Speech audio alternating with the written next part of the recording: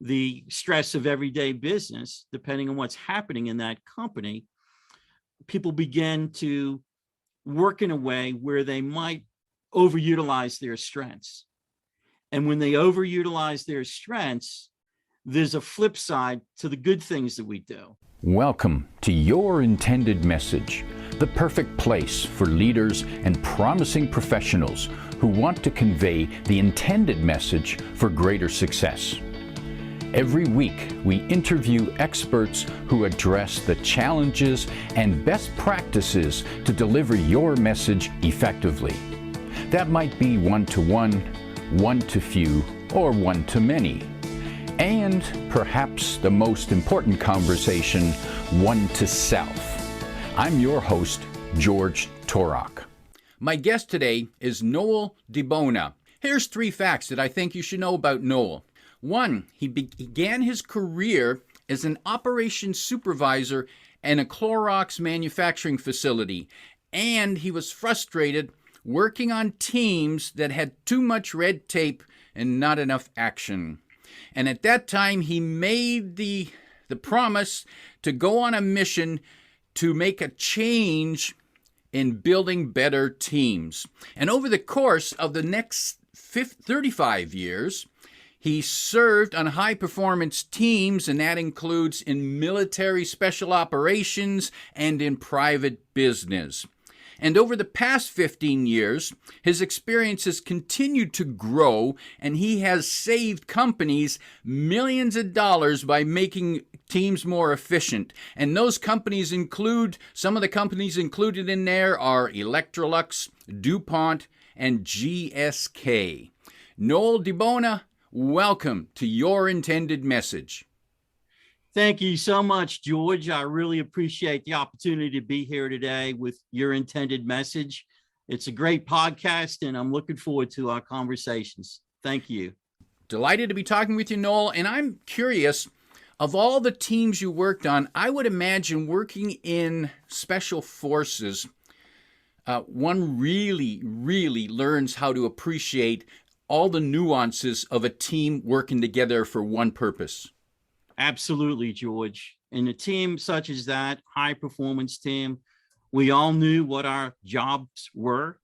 We could fill in for each other. We were cross-trained, and we were brutally honest with each other, but we would put our lives obviously on the line for one another. So it was what you would consider to be the utmost highest respect, trust, and open communication that you could possibly expect of any high performance team. It was truly a pleasure and an honor for me to be part of that through my career.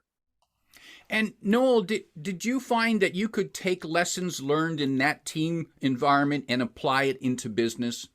Absolutely, George. One of the things that we were able to do when I came out of the military was really understand how people are orienting themselves towards getting their work done and how everybody works just a little bit differently. And when I came out of the military, I was very prone to looking forward to talking to people to understand what they were doing and to just put myself in the learn mode. I was very inquisitive, asked lots of questions. I wanted to know how everything worked. And I got that from being in the military because we're in contact with so many people, so many different folks from different walks of life that I'm extremely comfortable dealing with many different types of individuals. And so right from the very beginning, when I got out of the military, I was focused on really building relationships with the people I worked with. You mentioned that in the special forces, you would be brutally honest with each other. And I imagine that brutal part needs to be toned down when we're in the workforce. Well, absolutely. Nobody wants to know that they messed up. But in a really high performance team, you can get your teammates to the point where they're able to accept one another and to be brutally honest with each other in a good way, not in a way that is going to tear people down, but just being very open. It's really what I meant by brutally honest. But yes, you're right. And it really depends on the types of industries you're in. When I go out to a construction site, it's a lot different than going into the home office of the engineering company. And everybody has a little bit of a different different personalities, different industries have different pulses, and we try to do things that are going to be appropriate for the types of individuals that we're working with at any point in time. There's no question people are different cultures, different upbringings, and I'm guessing that they will respond differently to the brutal honesty. So how do you prepare a team to, one, be willing to give honesty, and two, accept it? There's a few steps that need to be done. There's some basic foundation that needs to be put into place. The first part of that foundation is to equip people with a greater sense of their own self-awareness. And what I mean by that is to provide them some insights. So we provide assessments to individuals in order that they can take a deep dive into their own persona. They'll begin to understand things that they really already know. They're just under the surface of their consciousness, some more than others, just depending on how much experience they have. But at the end of the day, we have to reacquaint ourselves with who we really are and really be true to who we are and to be able to leverage our strengths. So we want to know more about how we make decisions, how we evaluate risk, how do we solve problems, how do we resolve conflict, how do we look at risk, all of those things. Once we understand those really, really well, it equips us in a way that gives us a more accurate perception of how others perceive us. In taking a deep dive into understanding ourselves and perhaps putting into words features, characteristics that we never put into words, that's probably good for ourselves. Is that also meant to be shared with the team, saying, hey guys, here's how I think. Here's how I think through things. So please don't take it wrong when I do this.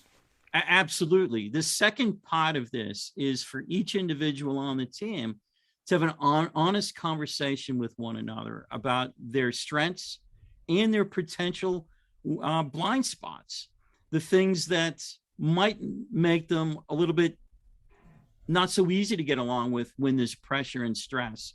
We can talk with each other very openly, honestly, and in a cordial way when there's no heat on us. But as the team comes under stress, the stress of everyday business, depending on what's happening in that company, people begin to work in a way where they might overutilize their strengths. And when they overutilize their strengths, there's a flip side to the good things that we do. For example, we might be really proactive and we might be independent minded, which is a really good thing when you're trying to bring change about in the organization. However, if the other people are more collaborative and I'm under a lot of stress, then it's going to come across in a way that might not really be that good to build teamwork from. It might tear down teamwork a little bit. So we want every individual to have an open and honest conversation with one another in order to gain a better sense of appreciation of who we are. And we can do this with people that have worked with each other for years and years. And sometimes they know, obviously, a little bit more than if they had just started working with each other. But it's really, really interesting to note that in most cases, they learn things about people that they never knew. Noel, when you work with teams, where do you start? We start with the behavioral analysis. That is the number one thing that we do. And then once we do that, we want them to interact with each other in a setting that we set the stage for. We give them some homework assignments. We do a lot of peer-to-peer training. So when this team is working with these concepts, they're working with one another, not in a classroom environment, in their everyday work environment. What are the surprises that people admit to once they start working with you? What are the surprises that they go, the aha moments, or, oh, really?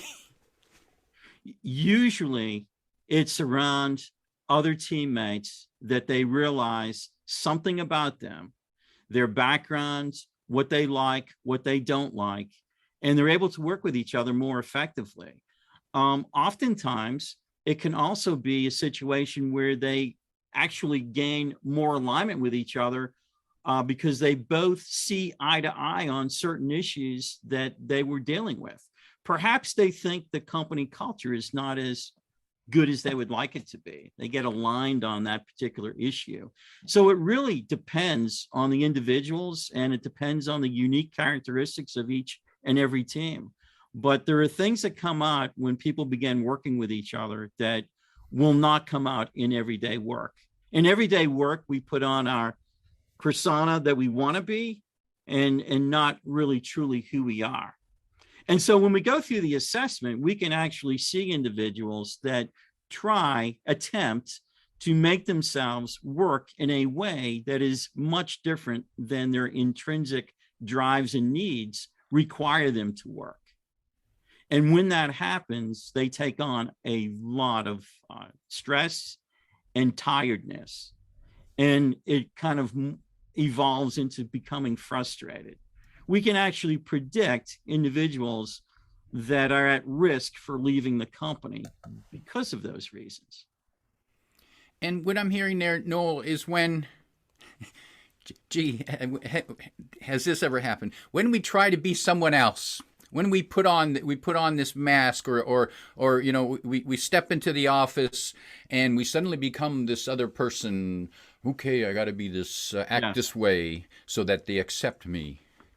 Yes, absolutely. It happens quite a bit. And about 20% of the people, we got hundreds and hundreds of folks that have gone through this system, but about 15 to 20% of the individuals are really conducting themselves, interacting in the workplace in a way that is significantly different than their intrinsic drives and needs require them to be. And they're not happy. They're just not happy.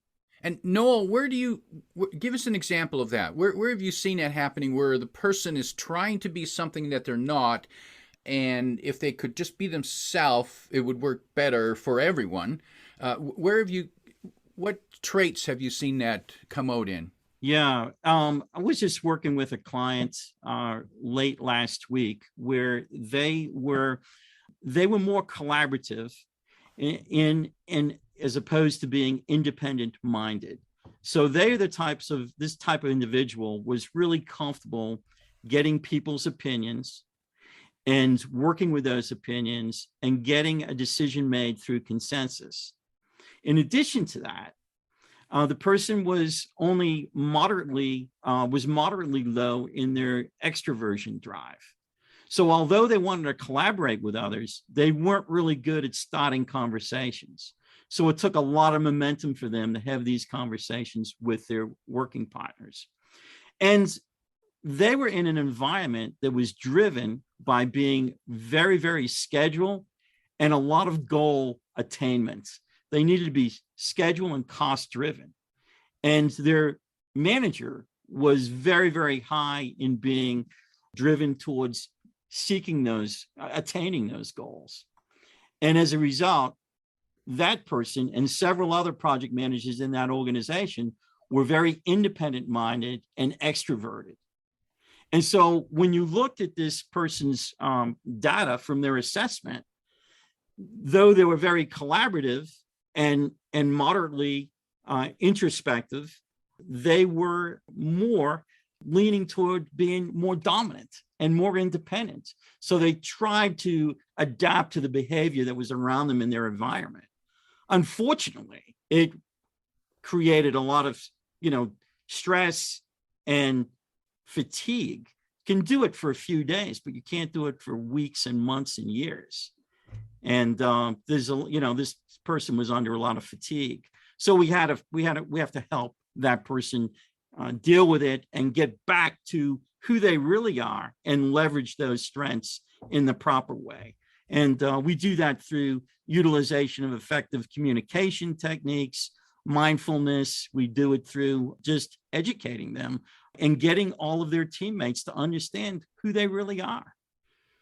Noel, is there Is there a magic phrase or magic words that someone can say when they know that their personality type is different from the team and they want to contribute, but they don't feel that it's comfortable, that I just can't play with this team because they're all different than me? Yeah, we have to really be careful of that because what happens during this stressful situation that they're under constantly, they begin to have some self-limiting beliefs. And so we don't want them to take on those self-limiting beliefs that limit their ability to do the things that they need to do.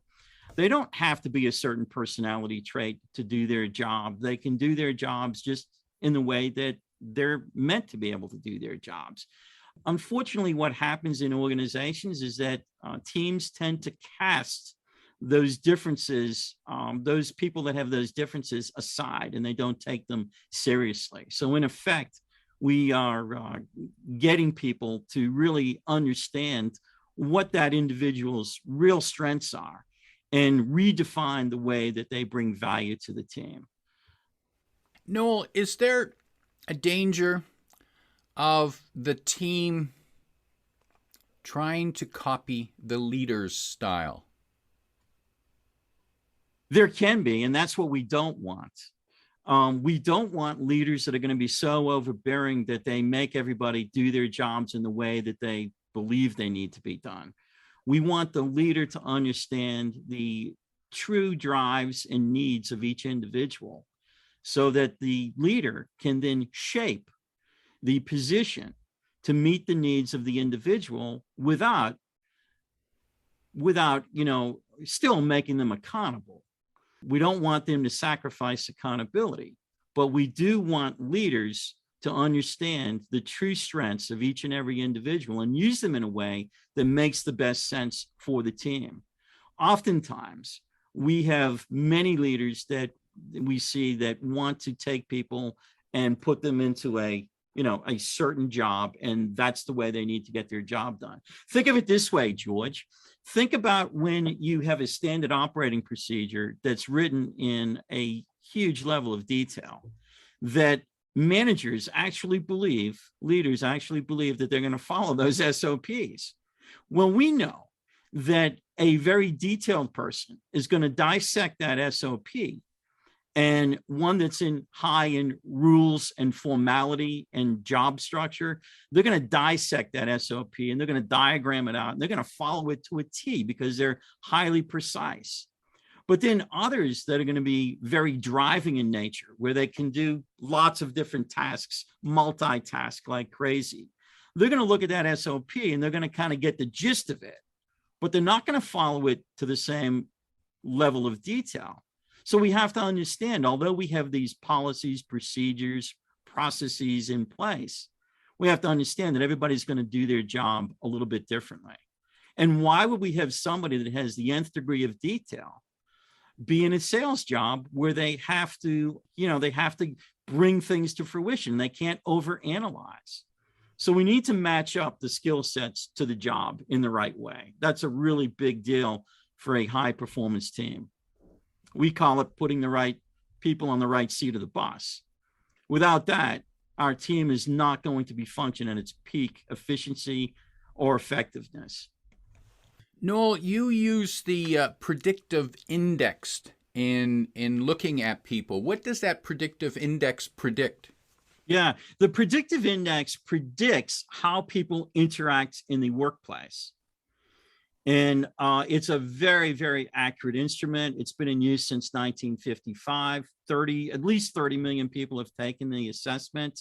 It's used in 100 countries all over the world.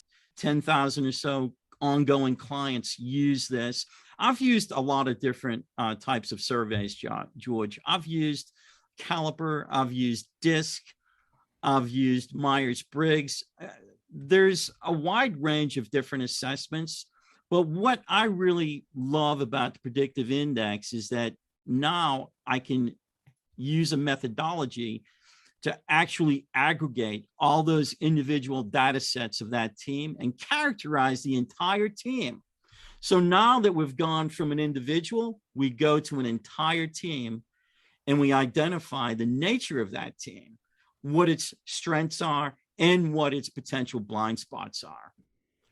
So as a result, when we're wanting the team to attain a certain level of impact to the organization, we can understand if we're trying to get a team that has too many people of the wrong types of drives and needs. And a lot of times teams are actually ineffective from day one, and they don't even know it by virtue of how they staff the team. So we actually use these assessments and these methodologies to be able to staff teams that are new on a new and exciting project that has to come out of the gate on day one, making impact. You mentioned in your military experience that you were cross-trained. Is cross-training, is that worthwhile for business teams? Absolutely. What we work with leaders on, once we get through all of the persona and assessment issues, we then look at the management operating system. And do you know, George, 44% of managers or leaders at all levels do not fully understand all of the deliverables that their team are responsible for. And so what we do is we ask each leader to get with their team and identify all of their core work areas and every last deliverable that they have to get done. And you know what we find is that for every 10 hours worked, there's only about 4 hours, though 6 hours, let's say, of productive time. There's 4 hours of meetings, interruptions, and non-productive work. So absolutely, we want the leaders to understand exactly what work needs to be done.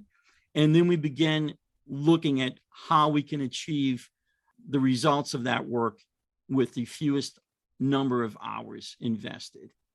So we're trying to make the group, the team, more efficient and effective through that process. What's a good indicator or signs or symptoms that a leader should look for to know, to realize that their team needs to get better? There's something not working here.